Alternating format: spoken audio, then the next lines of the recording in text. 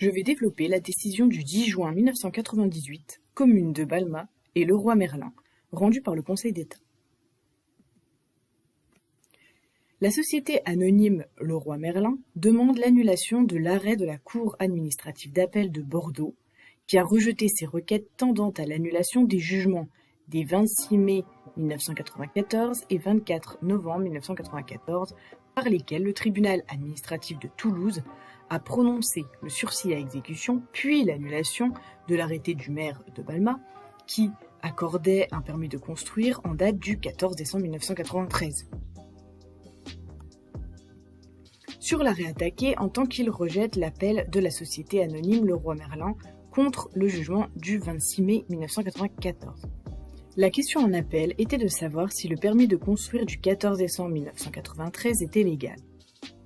La Cour administrative d'appel a rejeté cet appel fait par la société requérante contre le jugement du tribunal administratif du 24 novembre 1994. Elle annule ce permis. Le jugement du 26 mai 1994 prononçant le sursis à l'exécution du permis n'était plus susceptible de produire d'effets juridiques à l'égard de la société à la date d'introduction de son pourvoi. Alors, le Conseil d'État considère que ces conclusions dirigées contre la partie de l'arrêt qui rejette son appel du jugement du 26 mai 1994 sont sans objet et par suite irrecevables. Sur l'arrêt attaqué en tant qu'il rejette l'appel de la société anonyme Leroy-Merlin contre le jugement du 24 novembre 1994. Le Conseil d'État fonde ensuite son raisonnement sur l'article L. 1123-1 du Code de l'urbanisme. Je le cite. Les plans d'occupation des sols doivent être compatibles avec les prescriptions prises en application de l'article L. 111-1-1 et les orientations des schémas directeurs et des schémas de secteur s'ils existent.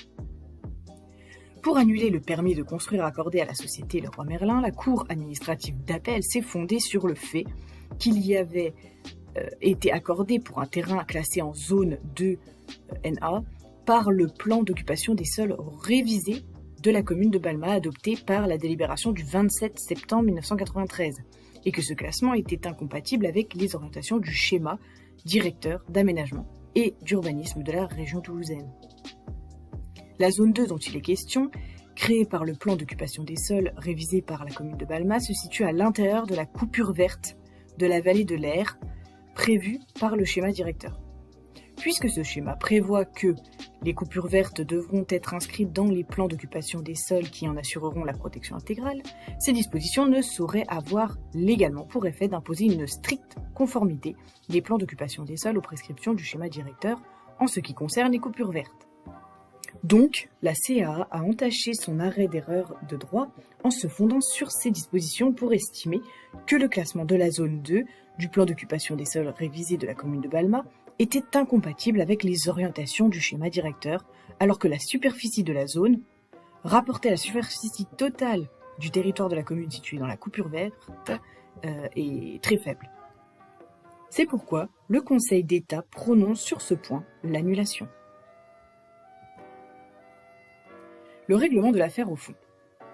L'article 11 de la loi du 31 décembre 1987, le Conseil d'État, s'il prononce l'annulation d'une décision d'une juridiction administrative statuant en dernier ressort, peut régler l'affaire au fond si l'intérêt d'une bonne administration de la justice le justifie. Donc dans les circonstances de l'espèce, il y a lieu de régler l'affaire au fond.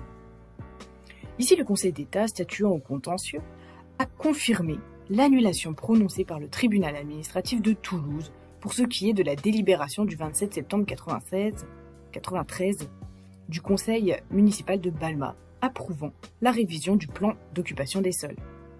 Sachant que le permis de construire accordé à la société Leroy-Merlin n'a pu être délivré qu'à la faveur des dispositions relatives notamment au zonage du plan d'occupation des sols révisé, dans ces conditions, l'annulation de la délibération du 27 septembre 1993, donc du conseil municipal, prive de base légale l'arrêté du 14 décembre 1993, donc celui qui délivre le permis de construire.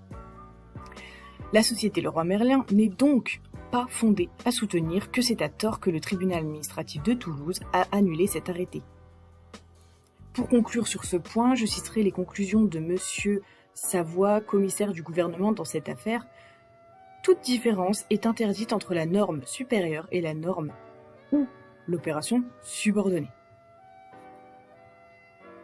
Concernant les conclusions relatives aux frais exposés et non compris dans les dépens, l'article L8-1 du Code des tribunaux administratifs et des cours administratives d'appel et l'article 75 grand 1 de la loi du 10 juillet 1991 font obstacle à ce que l'Association pour la sauvegarde du patrimoine, la protection de l'environnement et l'amélioration du cadre de vie des Toulousains, le URL Vallée Verte, Verte Vallée, et l'Association de protection de la vallée de l'Air, qui ne sont pas les parties perdantes dans la présente instance, soient condamnées à payer à la société anonyme Le Roi Merlin les sommes qu'elle demande au titre des frais exposés par elle en appel et devant le Conseil d'État et non compris dans les dépens.